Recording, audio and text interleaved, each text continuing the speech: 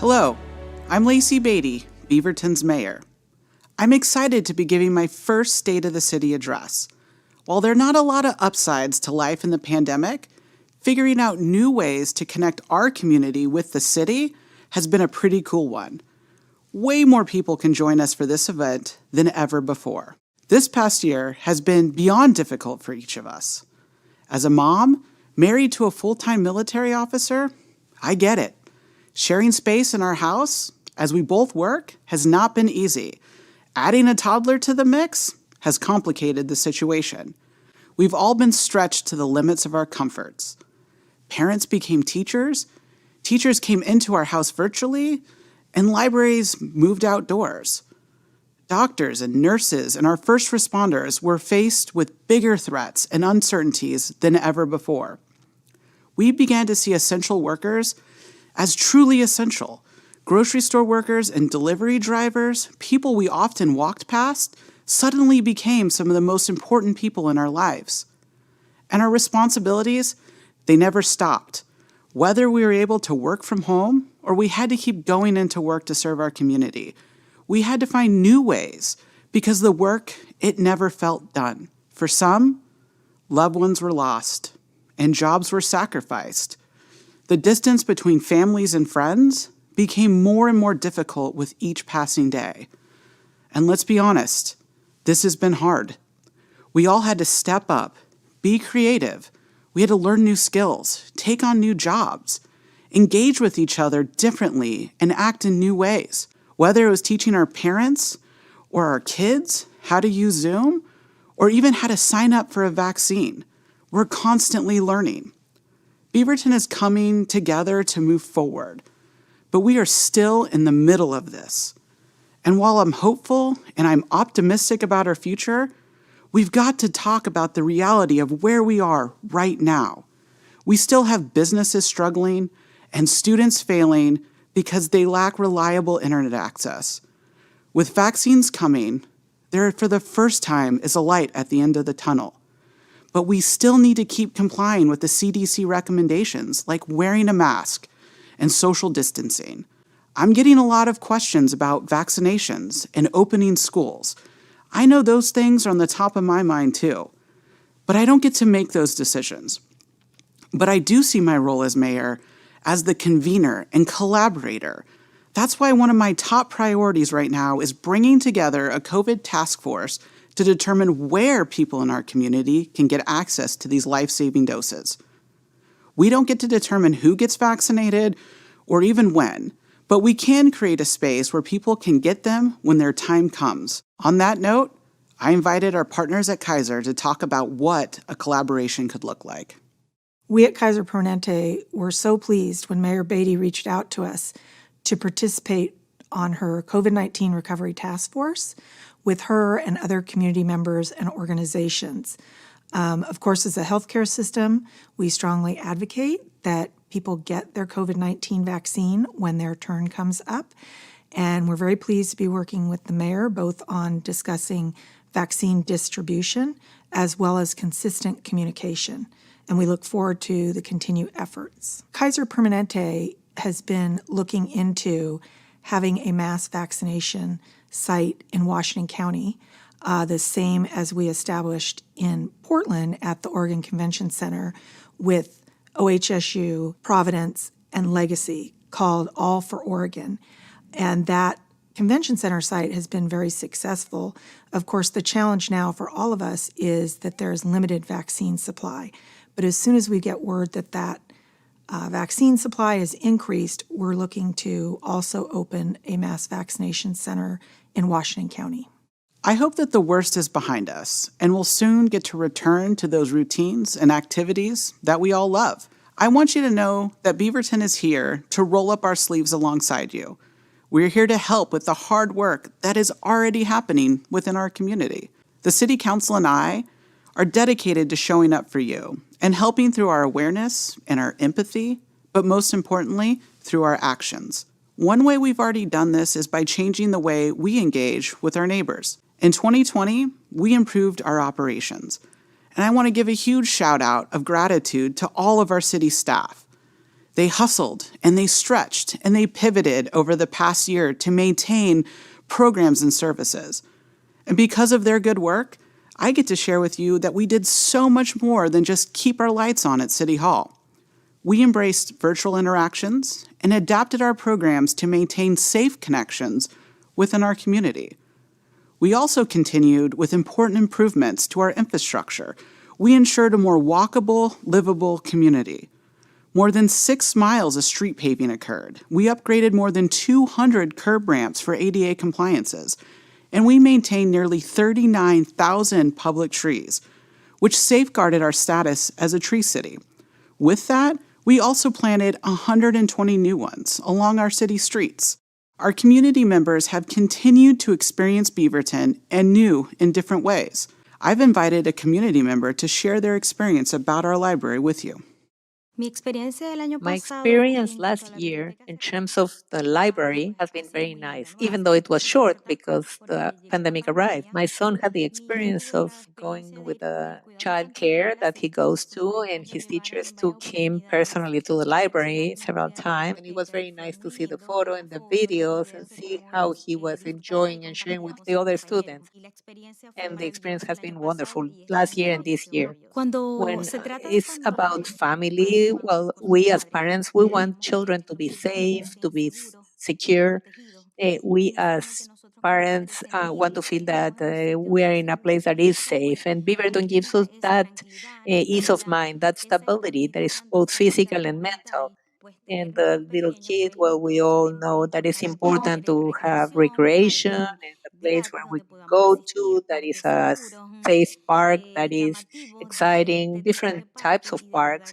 And really, my family, well, and the rest of my environment, we all feel very safe living in Beaverton. I'm grateful to our library staff for the creative ways they've continued to serve our community so that neighbors like Yalitza have access to resources for themselves and for their families. I fully expect that we will experience lasting benefits from those creative solutions. I mean, come on, curbside services, virtual events, and online city council and neighborhood meetings are just now a part of the way we do things. We are already witnessing better access to services and, honestly, a more common sense approach to the way we do business. We also have pushed the limits of our impact. Beaverton was one of the first cities in Oregon to launch early assistance for those who needed it the most. We listened to our business owners and allowed them outdoor expansion of their restaurants. Our small businesses said their greatest need was cash to pay their rent. So we helped distribute more than $4.3 million in grants to struggling business owners. These emergency grants have gone to businesses directly impacted by the pandemic that serve customers in person, like restaurants, gyms, salons, and child care centers. Nearly 2/3 of the grants have supported businesses owned by people of color, and approximately half of those have gone to women-owned businesses. And if you didn't already know, women, and particularly women of color, have been among those hit hardest by this pandemic. Very early, we passed a moratorium on residential evictions so we could keep people housed during a global pandemic. Housing is one of our top priorities, and I've asked newly elected Councilor Hassan to share more about housing in Beaverton. Hello, I'm Councilor Nadia Hassan. I have been fortunate to live in Beaverton for many years and raise my family in this community. Like my fellow city councilors, I understand the importance of home, especially in times of great uncertainty. We know that people are struggling, especially our BIPOC communities. Our goal is that every person who wants to live in Beaverton can, and that we all, including Black, Indigenous, and communities of color, have access to the same opportunities. Housing is a human right.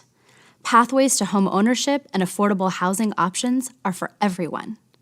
This is why Beaverton has continued to invest time and resources in ensuring our housing priorities are met. Having more home options and increasing the variety of housing within our neighborhoods has never been more important. I'm excited to see new developments in our downtown areas taking shape, as well as long-awaited plans for future developments in South Cooper Mountain. The city has done some work, but we know it's not enough. Until everyone who wants to live in Beaverton can, we still have work to do.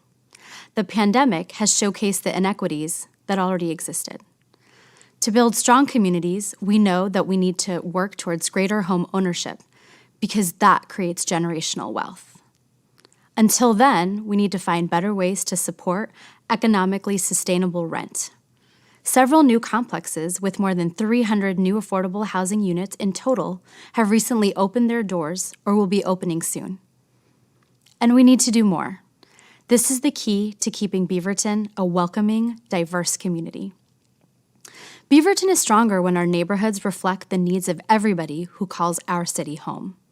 We need better housing now for a better future. Like Councillor Hassan said, housing is a human right, and making sure that housing is affordable and obtainable in Beaverton is critical for our future. One of our partners in this important work is a nonprofit called Reach Community Development. I've asked Alma from Reach to talk a bit more about affordable housing in Beaverton. Beaverton is the most diverse first-tier city in the region, and it has worked so hard to understand the populations that it serves over the years, and it is a true testament to understanding and feeling good about why it is important for the city to embrace and welcome and invite new people. They're not new to the community. They're new to the understanding of politics and of the region's needs. And the city really embraces that, and that makes it truly unique. Beaverton is on the path to building one of the most resilient, equitable housing plans I have seen in a long time. It has supportive staff and understanding community members that know that how important it is that equity play a central role in ensuring due process. There has been too much discrimination in this community generally, in the state, in the region, and in the nation. So Beaverton has really set the stage for making that change real. We are excited about partnering with Reach and other agencies on new housing developments. At the same time, we know that some of our neighbors are just one unplanned expense away from losing housing. We are a city that wants to support the most vulnerable among us. People often ask me, what are you actually doing about homelessness? 2 years ago, we started a safe parking program, which allowed people in our community a safe place to sleep, restoring dignity for people living in their vehicles. We've wrapped them with resources and services with the goal of helping them transition into permanent, stable housing. We hit a milestone with that program last year. 24 people have successfully moved into stable housing, and we have expanded the number of sites in our own community.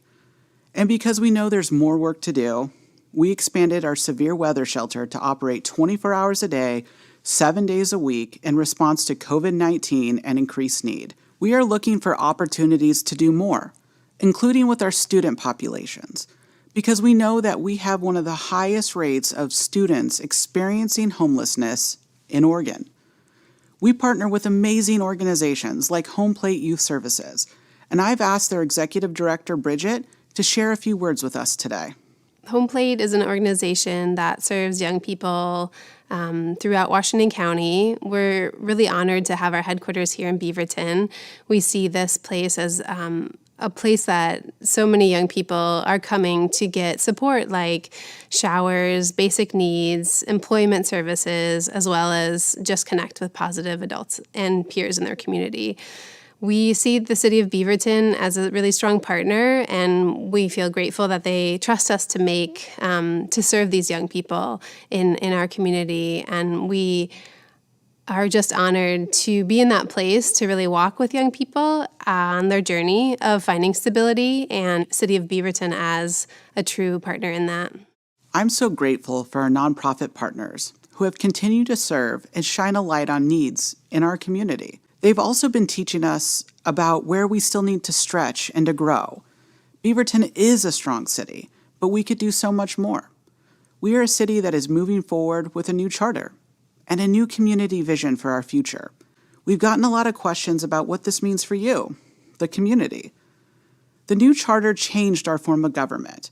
We now have one additional city councilor and the mayor serves as a voting member of the council. The mayor used to oversee internal operations, but now we have a city manager who does that. With that off my plate, I'm able to focus more on what the community wants, hear directly from you, and advocate for our city. For those of you that were hoping they could just call me with their requests and I could snap my fingers and make it happen, that's not how it works. It's the whole city council, mayor included, coming together on your behalf. It means that decisions coming from city council are going to be well thought out, having many voices at the table, and that's what you wanted. That's why you elected all of us and approved the new charter. And now you get all of our voices weighing in on issues, not just one. One of those issues we are weighing in right now is public safety. I've invited newly elected Councillor Tivnon to share a bit about the council's perspective on this important issue. Hi, I'm Councillor Allison Tivnon. 2020 served as a reckoning for many of the things we hold dear, public safety being chief among them. The safety of our community is a top priority for the City Council, and we recognize that feeling safe means many things to many people. The heartbreaking events of the last year brought to light the need for cities across the country and here in Beaverton to re-examine what public safety means, especially for communities of color. The Council recognizes that to do this, we need more voices informing these discussions. Matters of policy may be decided by this small band of elected officials, but it is guided by your input and your lived experience. Over the past 6 months, the Beaverton Human Rights Advisory Committee has worked tirelessly to research and compile a report of recommendations for the Council to consider as we work with the Beaverton Police Department to respond to community input. Over the next several weeks and months, we will diligently work our way through this list of recommendations and make decisions. The Black Lives Matter movement has been a wake-up call, and it represents voices and experiences that are finally being heard and acknowledged. It's every elected official's role to be aware of and engaged in what's going on in our community. And it is every elected official's job to work tirelessly to adapt and evolve our policy decisions in ways that reflect our vision. The City Council is committed to making sure that our words and actions continue to align with the vision we collectively have for Beaverton, to be a safe and welcoming community that affords all residents an opportunity for social, economic, and personal growth regardless of their age, origin, or individual dream. The conversations and decisions before us may be difficult, but we are committed to working together, working with our police department, and working with our communities of color as we strive to make Beaverton a welcoming and safe place for all. I have heard our community calling for racial justice and accountability.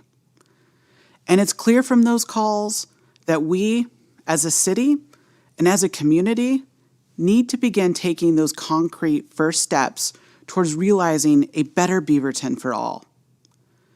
And I want to say clearly that I believe that Black Lives Matter. And we think about the kind of city we want to live in, we know we have more work to do. And when we talk about recovery, I think about how the American dream is one of those things we need to recover. Our nation was founded on this idea of the American dream and the idea of a place where everyone and anyone could succeed. If you're willing to put in the hard work and make sacrifices, you could achieve things here in America that you couldn't achieve elsewhere. And I know business owners in downtown Beaverton who immigrated here because they too believed that in America, they could build a better life for their children. The pandemic has revealed how for many, the American dream was actually never within reach. What does it take for families and individuals to succeed in our own community? It means addressing issues of structural racism, affordable housing, affordable childcare, and successful public schools. These are inequities that we can't ignore. Not everyone starts with the same opportunities and privileges in life. And unfortunately, public institutions have historically widened that divide. We have to work to make sure that we are refocusing through a lens of equity, which means doing what it takes to support communities with what they need to be successful. Equity is the core value upon which the city should continue to center our work and priorities. I want Beaverton to be a place where success is available to everyone, a place where if you're willing to put in the work, you can achieve whatever level of success you envision. It's my responsibility as your mayor to do the necessary and hard work along with the city council and city staff to move towards a more equitable and better Beaverton. Like I said, we got some work to do. Thank you for electing me as your new mayor. Let's get to work. Now to close out this year's State of the City, I'd like to invite you to watch a brief video made by our friends at Lara Media, so we can hear more from the people and organizations in our community who overcame significant challenges in 2020.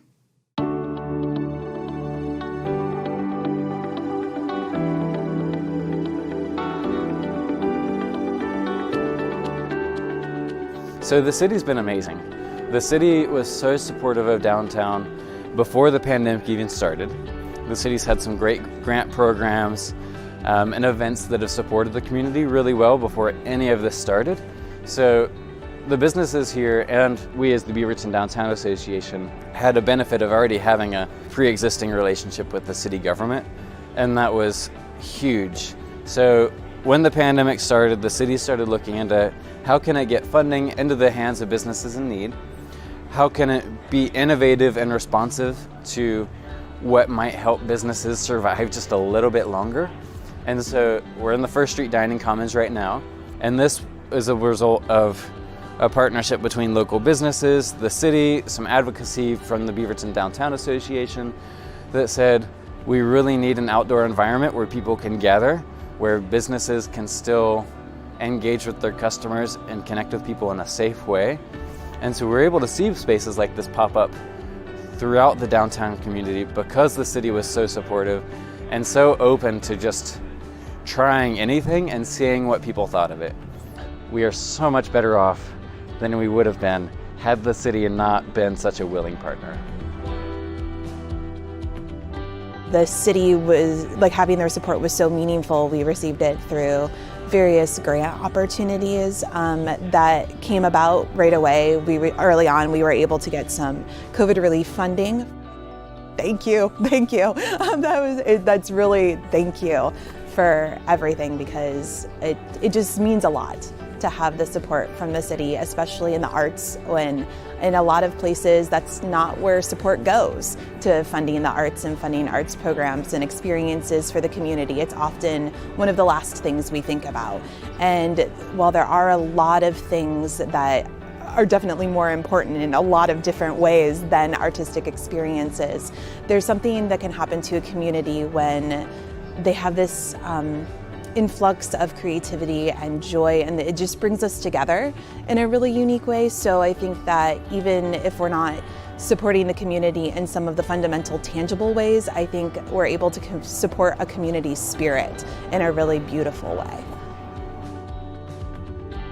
Speaking for myself and my relationship with the city of Beaverton and with the mayor and some of the staff at the city of Beaverton, it's been wonderful for Just Compassion. I came here, I started in October of 2018, and I was welcomed and embraced by the mayor and other city officials, and given tremendous support for our organization in terms of what we were doing. We currently have our shelter here and our state parking program in Beaverton, and the city of Beaverton has been tremendously supportive of us, not just from a financial standpoint, but just the relationships that I've acquired with those individuals, because it's more than just agreement on paper. There's the city staff volunteer and they donate their time to our shelters and to our other programs, and they're always ready to pitch in at a moment's notice. So it's just, I think it's more like a wraparound approach to providing the services and resources that we need within this community for those who are houseless. So it's been a tremendous relationship for me and our organization. The thing that I think I feel most proud of is I feel like we were able to listen to community voices that maybe haven't been at the table. So people who have really strong thoughts but won't necessarily call and give testimony at council, won't necessarily write an email. And kind of take what we were hearing and amplify that and use that to craft our recommendations. So that feels like a huge accomplishment, that we were able to kind of listen to the pulse and the energy in the city around police reform, around policy changes, and bring that to a bigger stage. There is really the potential here for decision makers in the city and decision makers in the police department to be brave and to embrace the potential for transformative change. And I hope that that's something that happens. You know, I hope that our city council and our mayor, I hope that they look at those recommendations that we've made, and I hope that they're able to see this is something that can really make our community better.